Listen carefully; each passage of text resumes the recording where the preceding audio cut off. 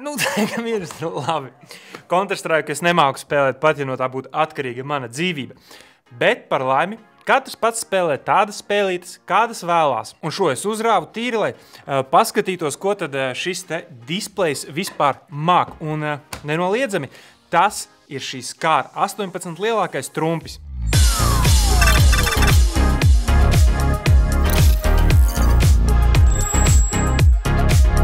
Asus ir viens no līderiem Windows darbināto gaming laptopu tirgu. Ir vairāki modeļi, kurus arī iepriekš esmu apskatījis un par tiem stāstījis, kuri uzrunā dažādus maciņu turētājus. Scar sērija ir krējums tieši jaudā, jeb piedāvā maksimālo, ko vien par naudu vispār var nopirkt laptopos. Scar 18 ir, kā jau pēc nosaukuma var noprast, 18 colu dators. Ne tikai izmēros, bet arī displeja lielumā. Tas ir milzīgs, smags un jaudīgākais, kas šogad ir pieejams. Tiesa, te vajag nedaudz arī atkāpi. Lielākoties gaming laptopi nāk ar Intel procesoriem, un šogad Intel ir noslinkojuši un izlaistais 14. paudzes procesors īstenībā ir vien tāds atsvaidzinājums iepriekšējai paudzei. To arī apliecina veiktspējas testi, kur salīdzināja 1:1 ar tādu pašu Scar 18 no pagājušā gada. Un kamēr Apple ir diezgan tālu priekšā tādā, kopējā produktivitātē un procesoru izmantošanas efektivitātē, Windows laptopu ražotājiem ir jāstrādā ar to, kas tiem tiek dots. Tiesa, drīz jānāk ārā arī jaunajiem Intel laptopu procesoriem, kuri solot beidzot to solīti uz priekšu. Konkrētais Scar 18 ir izteikts gaming laptops jau no pirmajiem acu uzmetieniem. RGB visās malās, izgaismotais ROG logo uz aizmugurējā vāka. Tas ir liels, tas ir smags un rūts, tā kā īstens darba zirgs. Jā. No šāda zvēra sagaidīt kaut ko klusu pilnā ručkā ir diezgan bezcerīgi un arī, es teiktu, aplami. Pircējiem piedāvātās versijas plānojās divas – 16 un 18 colu ar attiecīgi RTX 4080 vai 4090 videokartēm, kuras ir ar principā vienādu jaudu, bet atšķirīgu vēram apjomu un CUDA korēm un tensor korēm. Konkrētais apskata modelis ir jaudīgākais, kāds vispār būs. Intel i9 14900HX procesors, RTX 4090 videokarte ar turbo boost līdz pat 175 W, 32 GB operatīvo atmiņu un 2 TB SSD cieto disku un maksā apmēram 5000. Un es sapratīšu, ja šajā brīdī pārstāsi skatīties video. Bet, ja tomēr skatīsies tālāk, tad turpinam. Jā, datora cena ir vaiprātīga, bet tad atkal RTX 4090 videokarte pati par sevi maksā apmēram 2000. Pārējās komponentes kopā arī tur savelk vēl savu 1000. Varbūt vēl plus mīnus ar tādu vienkāršāku korpusu un gaisa dzēsi, bet šī datora burvība neslēpjas tikai jaudā. Tas, ko dēļ Intel un Nvidia nosacītā klusā gada Asus ir izdarījuši, ir vienkārši piedāvājuši vienu no labākajiem laptopu displejiem komplektā. Un jā, kāds teiks, ka ir MacBook Pro ar saviem displejiem, kuri stāv pāri visam.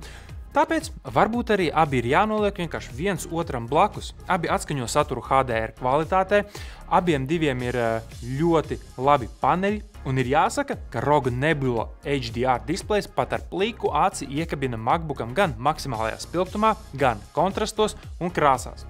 Un man personīgi esam apskatījuši tik daudz un dažādus monitorus kanālā, tas īstenībā nav pārsteigums.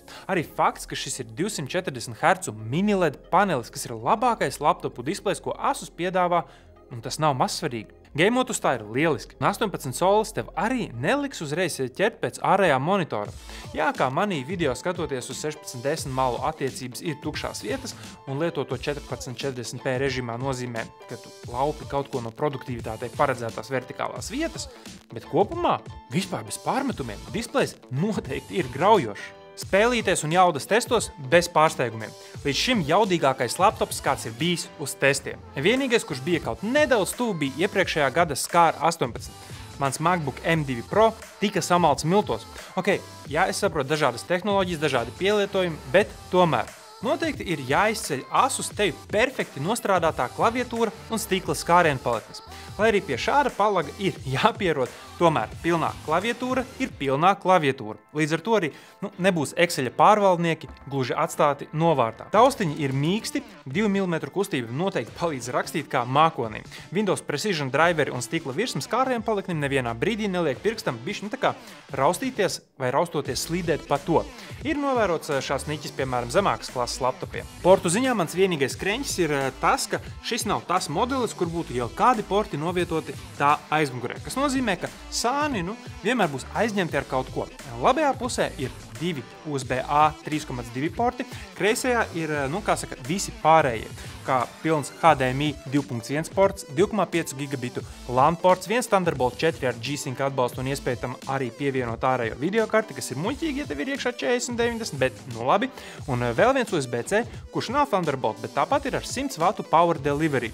DisplayPort 1.4 iekšā un arī G-Sync un arī ārējās videokartes atbalstu. Kas man vispār likās interesanti visu šo testējot un bakstoties, bez jau ierastajām lietām, kā pārslēgt videokarti patiešot caur Max slēdzi, ir iespēja pašam lietotājam noteikt to, cik procesora kodolus izmantot. Parādīšu, kā tas izskatās. Un tas bija tik amizanti, ieejot Armoury Crate un redzot, ka vari piekonfigurēt gan jaudas, gan efektivitātes kodolus. Tas savukārt nozīmē, ka vēl bez Advanced Optimus, kurš palīdz gan baterijas režīmam, gan pārslēgāt videokarti no diskrētās uz iebūvēto, pats vēl var izdomāt, kā atlikušo dienu, piemēram, skatīsies tikai video un veikspējas kodolus tev vajag uz pusi samazināt un strādās pārsvarā tikai uz mazajiem efficiency koriem un bams! Iespējas ķīlēt un piekoriģēt laptopu ir kā retajam datoram. Audio departaments komplektā ar lielisko displeju īstenībā neliek vilties. Dolby Spatial Audio varbūt ir tāds nosacīts, bet nevar noliekt, ka blieziens laptopam ir pamatīgs. Un pat ir kaut kādi arī basi.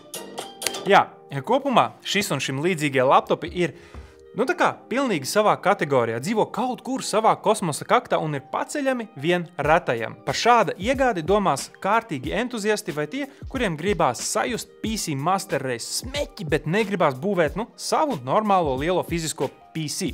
Pirkt vēl klāt tur monitoru, jo starp tiem arī nav tā izvēle vienkāršākā. Īpaši, ja gribi pirkt mini LED paneļa datoru, tad jau vismaz 24 colas vajag, kas atkal ir vēl lieka štuka klāt. Vai šis te ir overkills? Kaut kādā mērā jā, jo arī 3 kilo ir pieklājīgs svars laptopam, bet vai ar šo ir jautri? Viennozīmīgi. Vai dēļ cenas ir mazāk aizraujošas? Noteikti nē. Ir interesanti vismaz reizi gadā paskatīties, cik tālu inženieri spēja stiept to mobilo komponenšu iespējas, un izskatās, ka vienīgais jūtami ierobežojošais faktors ir procesoru ražotājiem. Varbūt vēl arī, laikam sanāk, vienīgais palikušais jaudīgu videokaršu ražotājs priekš laptopiem. Visādi citādi, debesu brīnumi. Ar to arī tad šajā apskatā viss. Paldies, ka noskatījies un papriecājies kopā ar mani. Un kā Allaž, mēs ar tevi tiekamies jau kādā no nākamajiem video. Atā!